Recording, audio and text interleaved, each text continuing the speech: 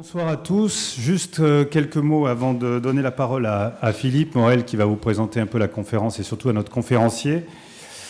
Simplement pour le remercier parce qu'on est très honoré d'avoir ce soir qu'il ait accepté, donc à la demande notamment de Philippe, de venir pour une conférence. Donc Patrik Schumacher. Alors quelques mots, même si vous le connaissez sans doute, pour le présenter. Donc c'est un architecte et théoricien de l'architecture, donc qui est bien entendu basé à Londres. Donc, après ses études secondaires à Gerlingen, en Allemagne, Patrik Schumacher donc, étudie la philosophie et les mathématiques à l'université Friedrich Wilhelm de Bonn au début des années 80. Puis ensuite, donc, au milieu des années 80, il étudie l'architecture à Stuttgart et poursuit ses études à Southbank University de Londres.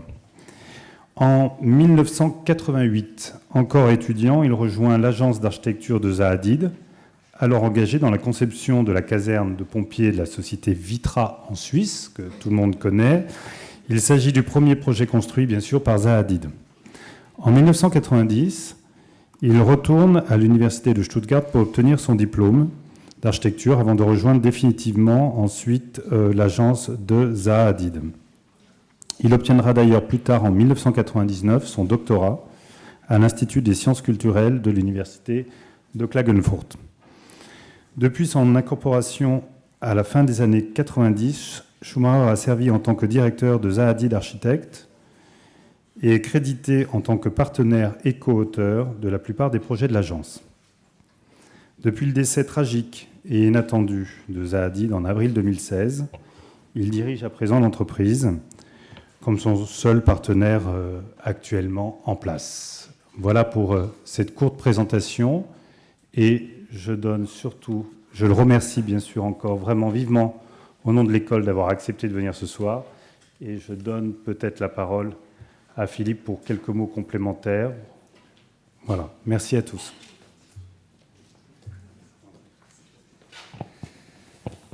Merci pour cette introduction. Donc, je remercie à mon tour Patrik Schumacher pour avoir accepté donc, de venir faire cette conférence à Paris, qui me semble vraiment venir à un moment très important de sa carrière après la publication quand même d'un certain nombre de textes rassemblés principalement en fait, dans deux ouvrages qui sont une réelle tentative contemporaine de renouveler le genre du traité d'architecture, mais néanmoins dans la quantité, mais la manière dont ces textes sont écrits renouvelle profondément donc, le genre classique du traité.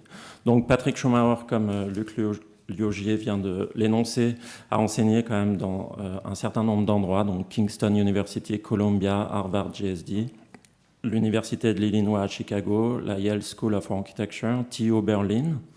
Il a été, en l'occurrence, aussi le cofondateur en 1996 avec Brett Steele du AADRL, donc le Architectural Association Design Research Laboratory, qui a vraiment été un modèle inspirateur pour un grand nombre de programmes d'enseignement expérimentaux. Et donc, ne serait-ce que pour cette création, je suis vraiment honoré de voir Patrik Schumacher intervenir dans l'école. Pour très rapidement, en 2 minutes, vous présenter un petit peu donc, les approches théoriques de Patrik Schumacher. Alors, Patrik Schumacher a commencé son travail au sein de Zaha Hadid Architects, d'abord, on va dire, étiqueté un petit peu comme une architecte déconstructiviste, principalement grâce à l'exposition ou à cause, ça dépend parfois pour l'étiquetage, mais moi je pense que c'est plutôt grâce à l'exposition du MoMA, la célèbre exposition du MoMA. Ensuite, ce travail qui a toujours été en relation étroite entre les nouveaux moyens technologiques et l'expression architecturale a évolué. C'est là que Patrik Schumacher, d'après moi, a joué un rôle vraiment crucial en permettant toujours à Zaha Hadid de maintenir un lien extrêmement proche entre l'évolution des moyens, principalement digitaux, et les réalisations architecturales qui peuvent en être issues. Le travail de Patrik Schumacher a toujours été théorique, comme son parcours le témoigne, avec l'obtention, en l'occurrence, de son doctorat. Mais avec la lecture de Niklas Luhmann, le sociologue allemand, et une vision vraiment intégrative de la société actuelle, d'une société complexe, où tous les paramètres sont reliés les uns aux autres, Patrik Schumacher a développé sur un plan théorique le concept de paramétricisme qui vient se placer dans la lignée d'un autre concept extrêmement important qui est le concept de non-standard. Donc on sait que dans les premiers travaux de Patrik Schumacher, il y a vraiment une connexion très forte entre le non-standard et donc bien sûr la célèbre exposition qu'il y avait eu à Paris et le paramétricisme. Ensuite, le paramétricisme a évolué vers la définition d'une sorte de style global de l'époque, d'une époque complexe, d'une époque computationnelle. Et plus récemment, donc ça c'est des positions théoriques qu'il a principalement prises dans ses ouvrages principaux de 2010 et de 2012 sur l'autopoïèse de l'architecture. Donc le volume 1, c'est un nouveau cadre de travail pour l'architecture, et le volume 2 en 2012, c'est un nouvel agenda pour l'architecture. Donc, dans le premier volume, il développe ce concept de paramétricisme sous un angle stylistique, bien sûr toujours avec cette approche sémiotique et avec cette approche communicationnelle de l'architecture.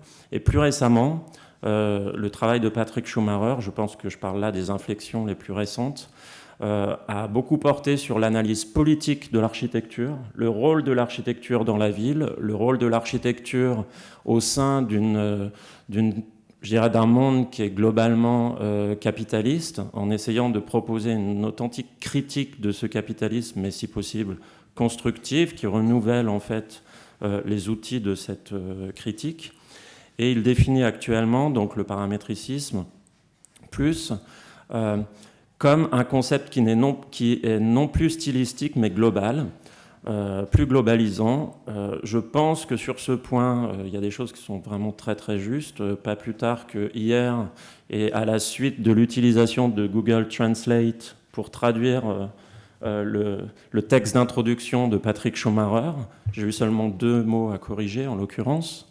Un article scientifique disait que les logiciels de traduction qui reposent sur des modèles complexes et des réseaux neuronaux gèrent des millions de paramètres et que tout était dans le choix des paramètres. Donc ce concept de paramètres et de paramétricisme me semble tout à fait pertinent, bien qu'il reste potentiellement et évidemment et heureusement discutable. Donc voilà un petit peu. Je vous donne le titre de quelques conférences précédentes et ça va tout de suite vous donner un petit peu l'ampleur des travaux de Patrik Schumacher. Une conférence qui s'intitule « L'urbanisme au-delà du pouvoir néolibéral », la propriété et la société de la propriété et de la liberté, la pédagogie de Zahadid, l'école comme laboratoire, donc concept très important qu'il a évidemment mis en application, paramétricisme 2.0, de la fonctionnalité technique à la fonctionnalité sociale, composition et tectonique comme communication, faire de la logique de l'ingénierie quelque chose qui parle, et enfin l'âge de la méga-concentration et le futur de l'ordre urbain basé sur un marché ouvert. Donc on voit que très clairement les préoccupations de Patrik Schumacher sont larges, encore une fois, dans la plus grande tradition de l'architecture, telle qu'il me semble, en tout cas, doit être enseignée, pratiquée et investiguée. Voilà, donc je remercie Patrik et je lui laisse la parole. Merci.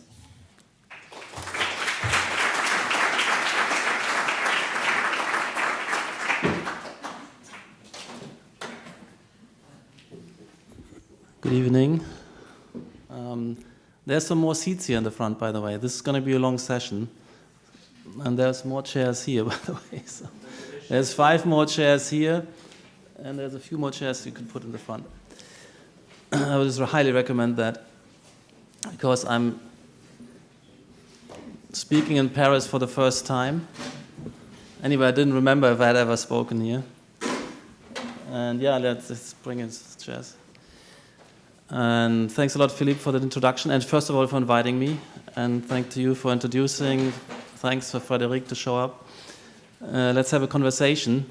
I don't speak French, but I more or less understood what Philippe was talking about. And I think he's gone through a series of key concepts and ambitions and agendas I associate with my theoretical and practical work. And this lecture is reasonably ambitious. I'm not going through all my themes, but through a number of them and try to connect them, since I never had the pleasure to speak here. So, the age of digital production is, in the most obvious way, is all the new tools we have to design, the media of design, the technological empowerment of the discipline itself, and that now more and more also affects the construction process as well, and that feeds back. But it's only one half of the equation. The age of digital production is not only reproducing, it's the whole society reproducing itself and producing through the digital media, and it changed the whole societal dynamics through the new economy which has been generated. So it's not only in terms of our tool set, but in our tasks. And what we are trying to structure and frame, namely social processes, have massively shifted. And that's why I mean totally new age, not only a new architectural age, but a new age, which requires a new architecture. And I think this new architecture would also require and absorb and utilize all the empowerment which has pushed the rest of society forward. And architects have been doing this for a long time and have been on the forefront of it. But more recently, there's been a lack of nerve, and a kind of conservatism has infected in the last 10 years the discipline, which I want to counter. So, architecture in the age of digital production, and I will also talk about Tectonism, which is a subsidiary style within parametricism, which is the contemporary stage and most advanced subsegment and research program within parametricism. I will talk about that. And it has not yet arrived a lot in the real build works. And I'm talking about this in the context of what I call parametric semiology, which is a research project of mine, and a manifesto and thesis for where the discipline should evolve with respect to understanding that the semiological project, the way I will describe it, understanding the built environment as an information-rich communication and text of instructions which allows us to navigate, find each other in ever more intricate and diverse communication situations, is the project of the discipline and its core competency. So much for the title, but I wanted to start with Walter Benjamin because the title of this talk is a kind of mutation of the work of art in the age of mechanical reproduction or production. I mean, and that's important that the 20th century was the mechanical age, and the 21st century is the digital or computational age. And he has, at the beginning of the 20th century, well, in the 1920s, and early in this theorized this, and in 1936 put out this famous article, which becomes a kind of reference point. But I also like a lot, and I've been influenced by another article which was less famous by Benjamin, called The Author as Producer, which continues some of the themes, and the themes are relevant today, I think. So these are the themes we could draw from Walter Benjamin. So first of all, production technology and as primary transformative force, general Marxist theme. The question of the social function of art and other disciplines, and for me, the question of the societal function of architecture is primary. New media transforming modes of perception, and for me this is also the new media. He was talking primarily about photography and film, and as offering a whole new perception and documentary film and filmmaking. life. And for me, it is the media which we have to represent our work to ourselves, and simulation media as well as VR, etc. The next point is very important. Innovating artistic forms of communication is more progressive than progressive content. So I am in the tradition of a progressive, meaning I'm invested in pushing the project of humanity forward in terms of emancipation, enlightenment, degrees of freedom, prosperity for all. So I'm pushing progress forward, and the realization that this is not something which one can only do by having the right opinions, the right statements, the right alignments with progressive forces, but one has to really work on the drivers, which are technological drivers. And that was a very important point of Benjamin's. And I also say this in the context of kind of retrograde investments in the discipline, which might have progressive ideas, but very conservative and regressive modes of working on these ideas. And then the last point for him was the new significance of the masses, meaning there's certain social formations which become relevant for the first time in the 20th century, which are behind the force behind modernism. And there has been a major shift where we don't talk about the masses anymore, we're talking about maybe the multitudes. So production technology is primary transformative force. I don't want to say too much. It's a general Marxist theme. There's this distinction between base and superstructure. Production technologies become very, very important. And in the end, it changes everything. It changes values, morals and mores, ideologies, ideas. And the mediating between these two is the social relations which have to be reshaped through new production technology potentials. And he is applying this very much to also the production of the creative industry of the arts in his point of view. And there was a delay factor where some of these technologies like photography and film had emerged much earlier and now finally push through and make major shifts in his theme topic of the arts.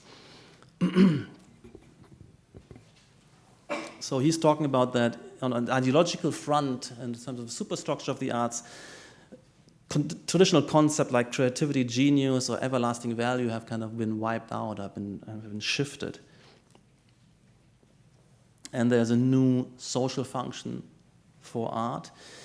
He's talking about a historical upheaval and the alteration of the function of art. And he thinks that the whole debate, which photography in particular, as well as mechanical reproduction through the print media, engendered whether photography is art, is misconceived because the whole concept of art has been radically transformed through this.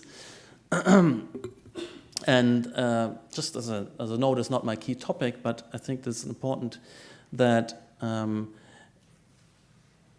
visual arts, in particular painting, but also sculpture, was in a sense its traditional everyday social function of informing, recording events and contents has been superseded by photography. So it was kind of cut loose and left running idle and had to find a new function for itself, and it kind of found this idea led to the founding of the ideology of a l'art pour l'art, where this was reflected and made a kind of positive value, that absence of determinate function. And I think that's very important and potent observation. And this is something which I've been always interested in, to make clear that the art world and what we now usually refer to as art, in particular modern art, contemporary art, is something a radically new phenomenon, namely which came out of this strange being cut loose condition of a whole swath of creative figures and kind of an industry. It had to reinvent itself, and what did it become? It became this kind of very interesting and stimulating and potent la pour la world, which became, in my view, a kind of mutation and brainstorming chamber for all sorts of new developments and unfinished and raw experimental projects, whether this would be as a kind of experimentation chamber of many of the other creative arts in the plural, which continue to become the design disciplines, including graphics, media, film, photography, product design, and architecture. We are actually not part of this. This is something, there's a bifurcation here, and painting and sculpture and the arts and architecture was part of this, is now part of the design disciplines, and there's something radically new happened, which is in a dialectic with these design disciplines, which separate out an avant-garde segment, which becomes close and uses the art world to experiment, where you don't have, and we, for instance, have done a lot of that. A lot of our early concepts were kind of understood as inverted commas art, our dysfunctional, semi-functional furniture, our early buildings, they become manifesto kind of art projects, art installations, and that's a huge kind of aspect of the art world, is feeding back and forth between the design disciplines and their kind of experimentation chamber. And that's what, it's not Benjamin's theory, that's what is my theory, connected up with Benjamin's thesis, what made the radical shift in the societal function of art possible, and what did it become? So originally painting and sculpture were just embedded in everyday life. There wasn't that kind of otherworldly discourse, which was just about confronting the real world with other potential worlds. It was just structuring real world communication, which is now taken up by graphic design, by the mass media, by architecture, product design, etc. But another theme is that new media have been transforming modes of perception. And Benjamin is in particular talking about photography. You can have, you can investigate scenes much more carefully. You can have close-ups, zooms. You can have broad perspectives, and there's a whole kind of new cognitive and explorative and world-revealing potency in new media. And I think that's an important theme for us when we now look at the digital media and how we confront ourselves with our design and design development. Reorganizing our sense of perception, our sense of time. Also, if you can have slowdowns and you can have recapitulations and rehearse fly-throughs multiple times, you get a very, very different sense of new aspects of the world. Relevant aspects become into our ambit of investigation and also design speculation. And I will come to that and show you some of the examples of that, very particular examples. Some of these themes were picked up in the 70s by somebody like John Berger. He even had a TV series at BBC about exploring that. And so this idea of the medium being very imprinting on production, and it's not just a kind of superficial frame, is something very important to reflect. Marshall McLuhan picked this up in talking about the medium is a message, which is a bit cryptic phrase, but what he means is the medium shapes the message and shapes it strongly, and there's a whole new world of messages which become possible with new media. And we're living in a world of new computational design media. So this kind of tool investment in tools and development of new tools, which is part of the contemporary avant-garde in architecture, is incredibly potent. And in terms of the revelatory power of this, as well as the kind of generative and creative power which comes with this. And is far too often in a lot of parts of our discipline dismissed as kind of a boffin, a techno, fetishistic investment. It's very, very deep and sociologically potent. This one is very important for me. The innovating artistic forms of communication is more progressive than progressive content. And in Benjamin, he's talking about maybe literary investments. And you have a lot of, let's say, Marxist writers, novelists, who are championing the cause of the proletariat, etc., but with very, very traditional modes and means of communication, and don't reach out and transformative. And so he say, if I had to choose between somebody who's having the right contents and casting them into kind of traditional forms, or somebody who might be not aligned with the proletariat, but is kind of innovating on the technological, on the medium front, and the forms, the genres, the formal repertoires of shaping and representing, rather than the represented, he would align with those innovators on the side of form. And I've always been somebody who's also been aware of the importance and the progressiveness of formal research, formal proliferation, formal innovation. And we have some of the great formal innovators don't have to be and weren't kind of consciously invested in a progressive project. Let's say somebody like Frank Gehry, Zaha included, Peter Eisenman included, etc. So he's saying the progressive type of writer places himself on the side of the proletariat, is usually called pursuing a tendency or commitment. But he thinks the concept of commitment is a totally inadequate instrument of political literary criticism. It's in The Author of Producer, I think, a very potent piece of writing. So he's looking at not depicting relations of productions, but looking at how you actually situate it as maybe a writer or artist within new production relations and new production technologies, new techniques.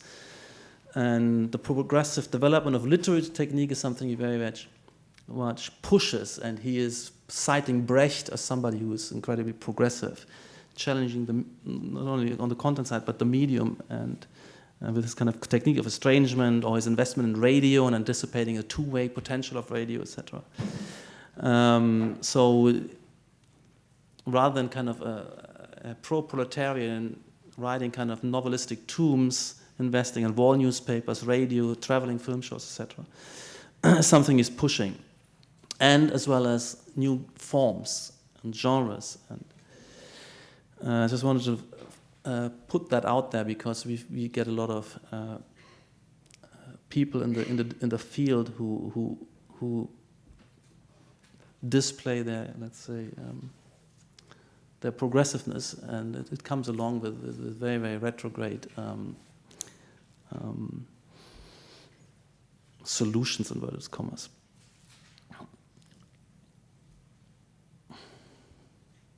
So this is, for instance, in Germany, the Neue Sachlichkeit, which had this potential problem of retrograde forms of communication. So technical progress is, for the author as producer, the basis of his political progress.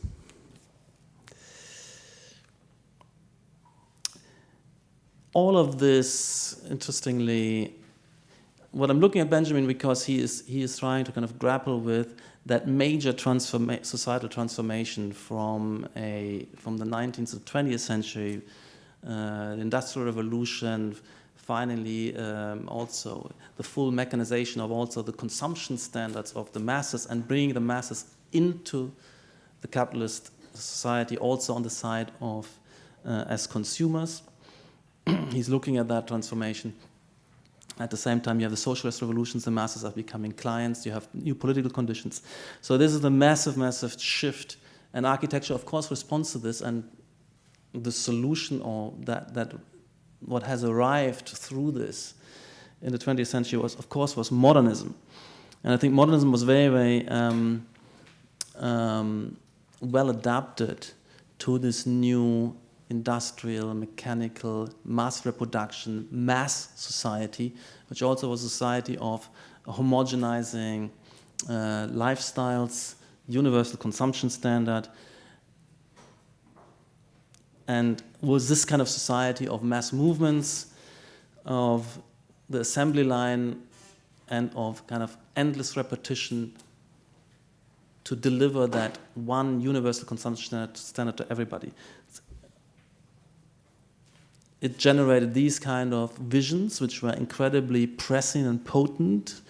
This is the 1922, 23 to 25. Le Corbusier's series of major visions and plans for the 20th century. That kind of mechanical mass reproduction society, based on separation to radically different zones: business district, residential district, logistics and retail district, industrial districts, just separated out, each radically different, each internally incredibly repetitive. And this also becomes very legible in the landscape, the residential district and the business district. And I find this very potent, this was very radical, and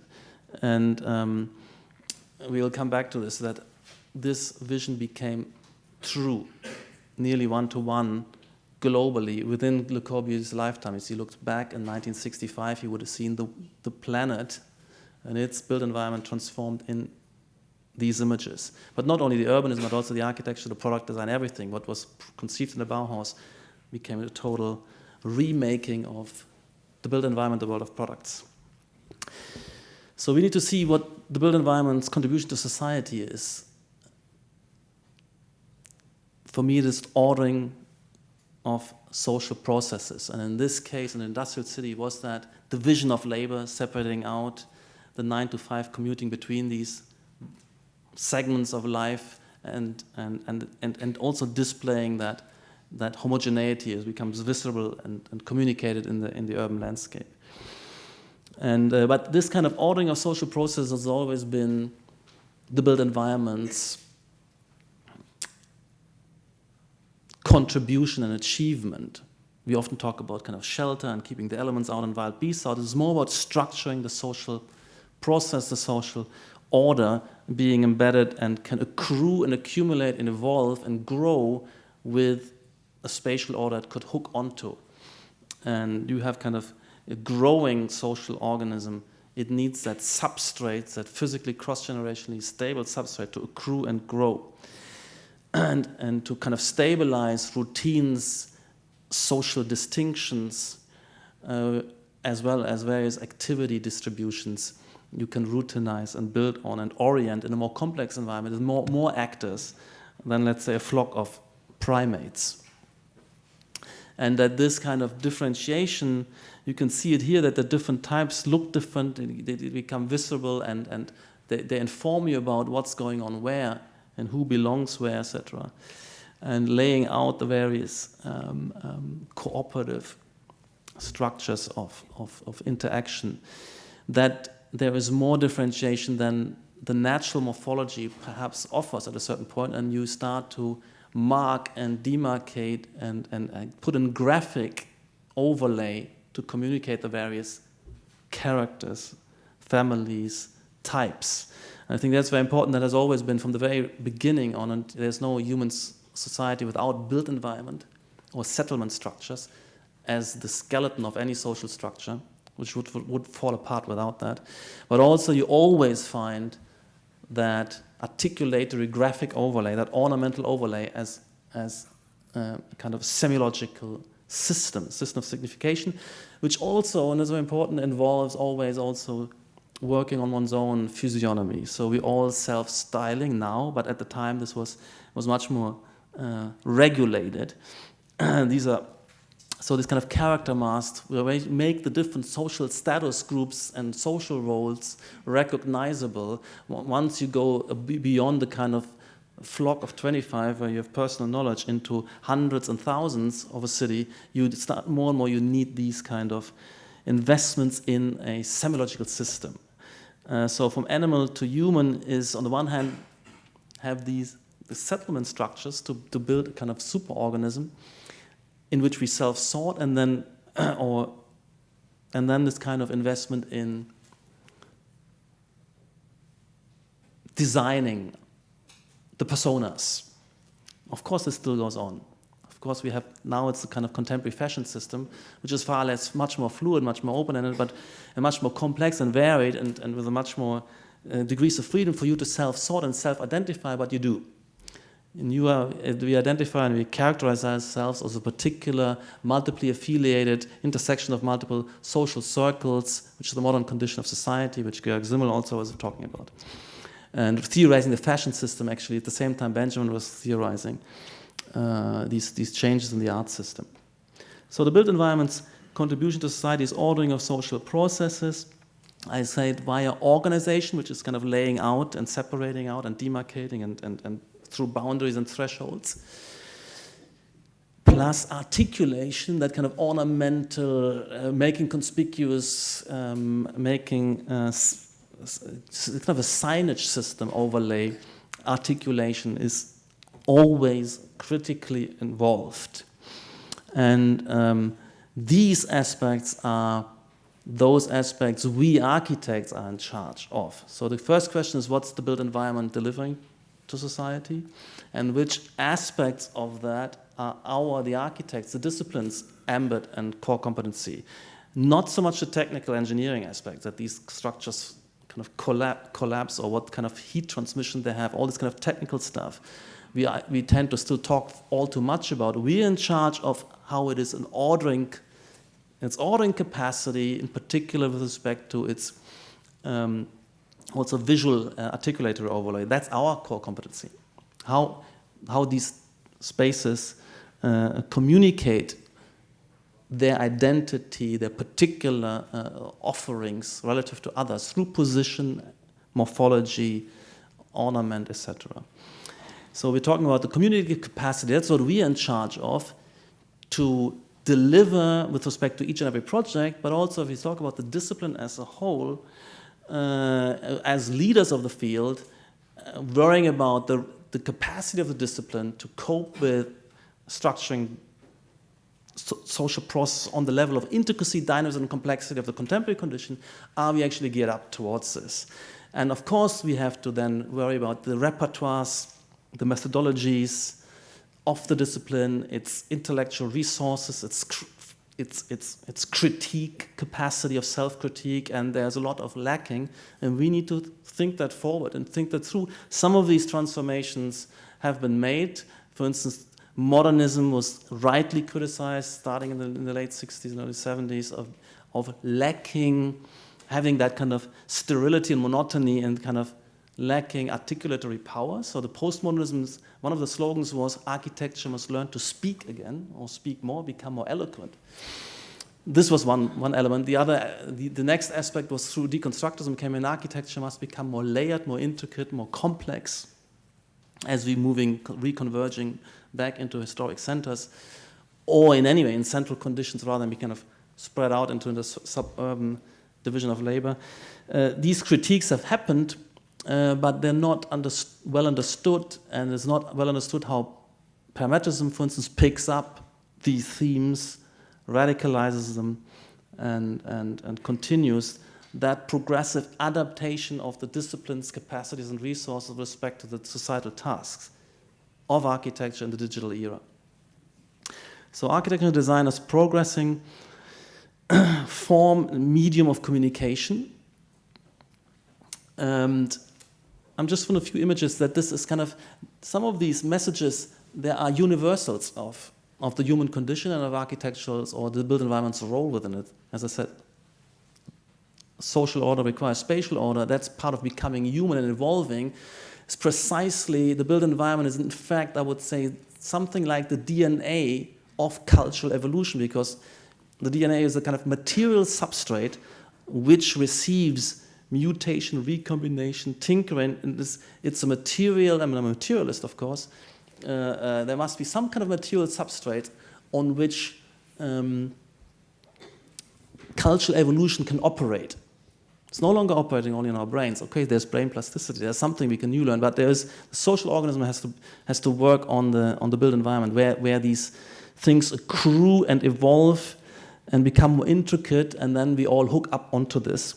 This has always been the case, and you can see here that there's various intricate demarcations, divisions. Everything becomes a kind of sign, and in traditional society is much more rigidly allocated and tied in with rituals, etc. But what I'm pointing out here is that we should start to work on this aspect. We can't just stare at drawings and models. We need to see how these are involved in structuring interaction processes and making these more effective, much more intricate social cooperation processes we need to order and make relevant.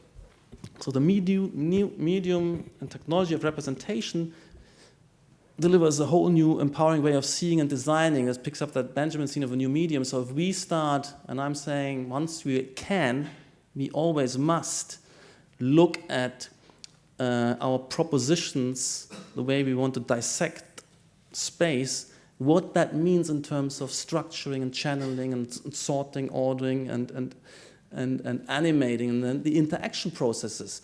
That's what it's all about. Only in a very kind of routinized condition where this is kind of nearly trivial, where you know already what's happening because it's just another residence, another office with 3, 4, 4 elements in the schedule of accommodation, you can close your eyes and know what's going on. But if things become more complex, more rich, multiple audience, dynamism, you can't just stare at these drawings anymore. They will tell you nothing. You become agnostic about what you're doing because you're not reproducing just a kind of stereotypical condition like we were used in the 20th century, where you can abstract from all this. We need to start seeing this, making visible what we're actually impacting and doing. And so we need to bring, and I'm saying there is an architectural model is precisely that model which worries about the ordering of social processes, whereas there's other models, a structural engineering model, he's worried about the structural performance, and there are other technical models. Our models and drawings must contain the content, the meaning, the interaction process to be an architectural model. That's, once we can, we must. It becomes a compelling new form. So I'm going to see, whenever you draw, you even when you start with a little bubble diagram, you have maybe an abstract dot representation of your brief isn't a schedule of accommodation of 10 rooms with stereotypical conditions, but your brief might be, a corporation, okay, 500 people of various categories. Throw them into the drawing, and then start drawing dividing lines and keep shaping that group, that social organism. So the agents have to always be there. And these agents aren't kind of sitting on the same desk 9 to 5 and going only to 3 places, but there's a much more dynamized. We're meeting and browsing and interacting. So free agents self-select and self-sort into an architecturally offered order. If I run this thing, and to some extent, yes, they can now, they're facilitated to pair up like this into these kind of little groups. But of course, that's not natural. There could be other things. They could have ended up in the gap, so you can see that this isn't a physical necessity, but this is a language, some kind of a socialized into an institutions, and the meaning system hooks up to these spatial structures. So and the meaning is what happens. Right? The meaning is the instruction, the behavioral instruction. That's the meaning. And that's why I'm saying you have a semiology where the meaning isn't now kind of in a voiceover, but directly, actively embedded in the model. So when I developed the semiological project for a while, I was building the abstract language, like a traffic sign system, and I said, hey, and then there was a legend, and the meaning was kind of a separate voiceover, and I said, hey, you can bring the meaning into the model. And now we can operationalize a semiological project finally with an architecture. And once we can, we must. And I think it's important that semiology operates through communicated threshold rather than physical barriers. So that's why I distinguish organization, articulation, and signification.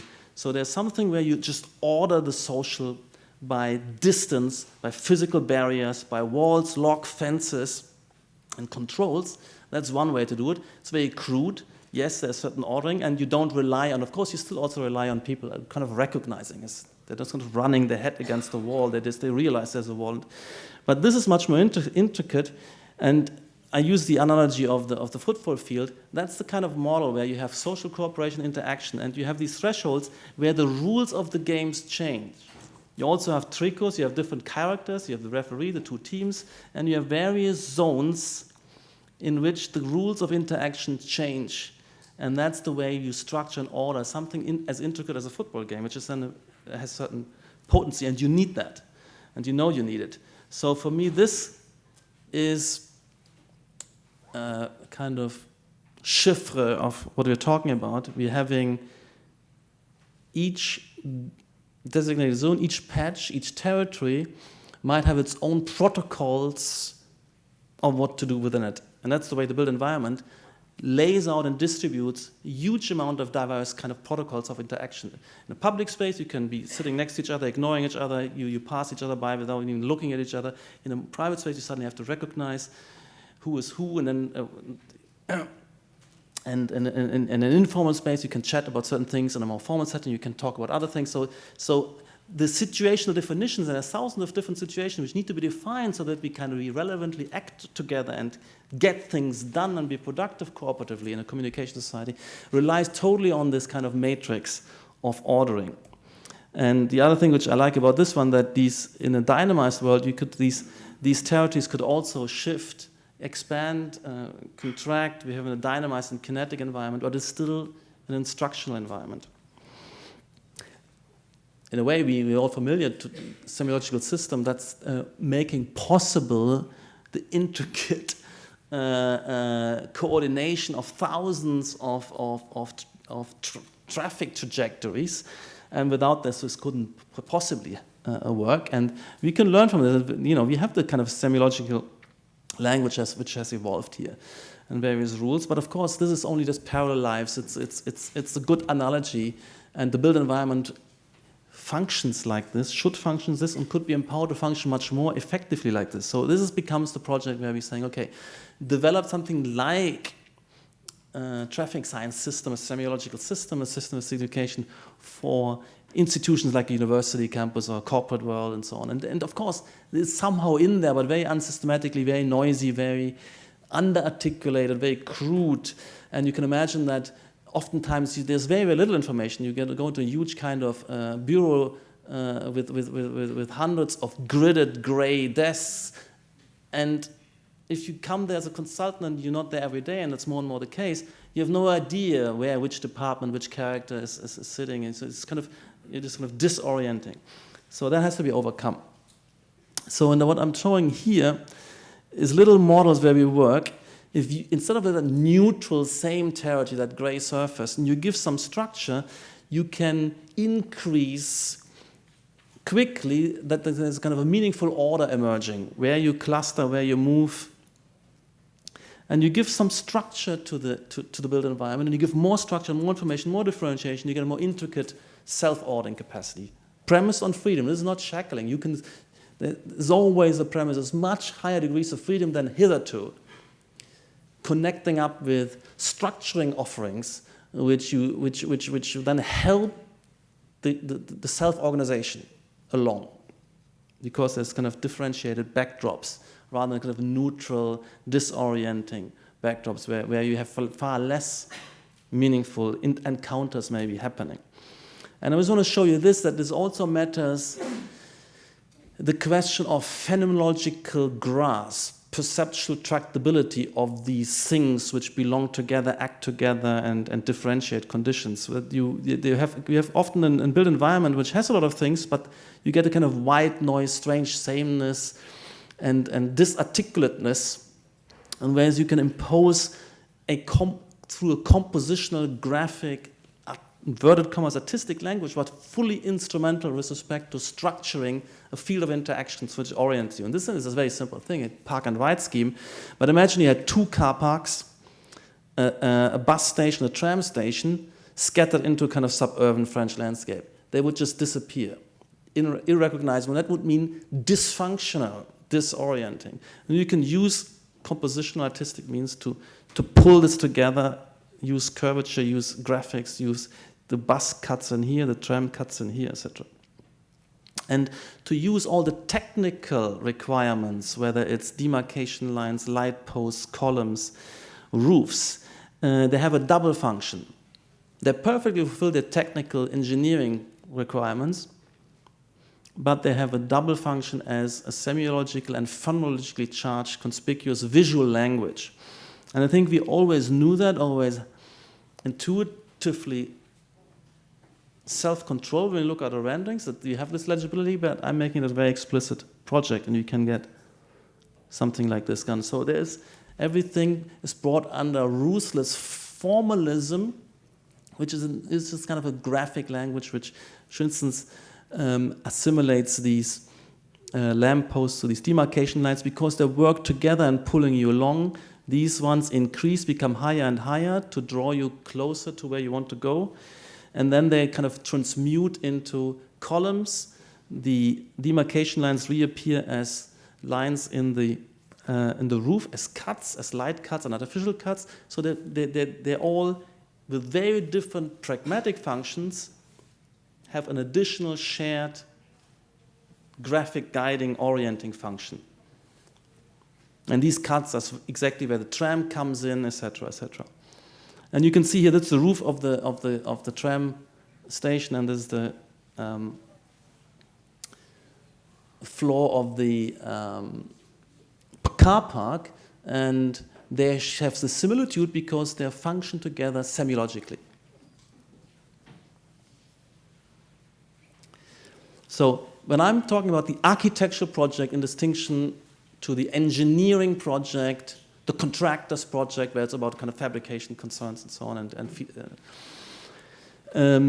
as the one which is closest to the client's project, which is really the desire to host a particular institution offering a social arena is opened up. That's what clients do. They open a restaurant, or they open a new school, or they're commissioning a new kind of headquarters for their corporate operations. All they care about is creating a series of social situation, a functioning social process. That's all they care about, nothing else.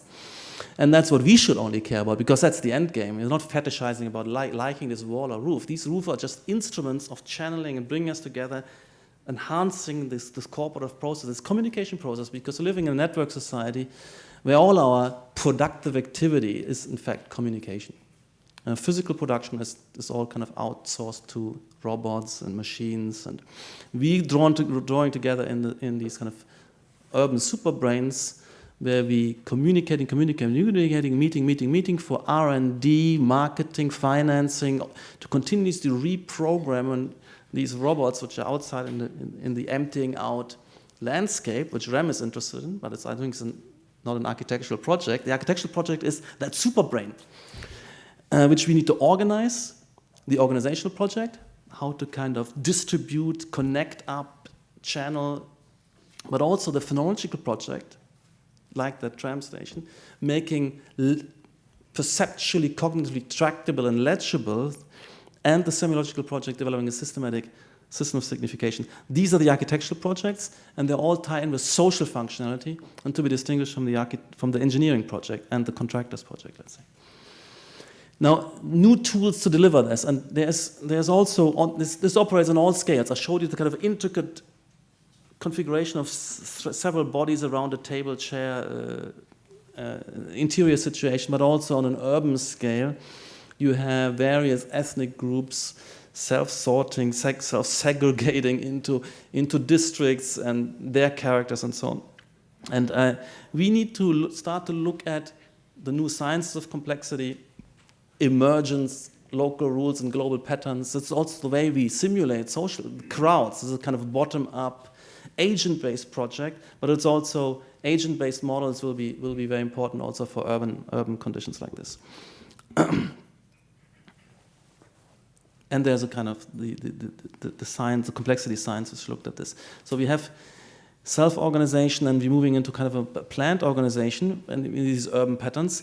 What is interesting, if you look at the medieval city, it starts with this initial village enclosure, and then that's nearly natural. It's not a kind of Platonic obsession that you would make a circle. It's just the most efficient and most stable and robust way of enclosing a domain. So you get the circle, and then as you grow, you get the concentric growth. And nobody's thought of this as a natural outcrop of competitive material processes nearly.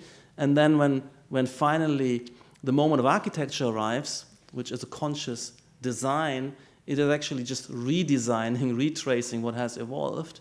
But then, of course, you can rationalize it, you can make variant of it, and you have a huge acceleration where that slow physical accrual of orders is transferred to a new medium of paper, pen and paper, anticipating this. You have a simulatory realm, and you have a huge acceleration of architectural and empowerment for architecture since the Renaissance. And once you have all these inventive capacity, you also need to theorize and argue pros and cons. So you have architecture with drawings and theory emerging, and having a huge acceleration. And as part of the acceleration of the human project, modernity, since the Renaissance. And we're arriving at this one again. And what is fascinating is that this avant-garde vision becomes mainstream and is rolled out, and this is happening. We no longer love this because we're in a different stage, and it's no longer functional for us. But it must have been exhilarating to see one's vision be so kind of prescient and potent and catching on within a single lifetime of the heroes of modernism. I'm always fascinated by this story, that because both Le Corbusier as well as Walter Gropius, who founded the Bauhaus, and most of what we're sitting on and living in here is Bauhaus, still, as well as Mies van der Rohe, they all met in 1908 or 1910 in Behren's office, and 50 years later they look back and have transformed everything, and I want to look back into 30 years. I need some help to do that. But so Rem would call this a mountain range of evidence that he got something right. But at the same time, this is no longer viable.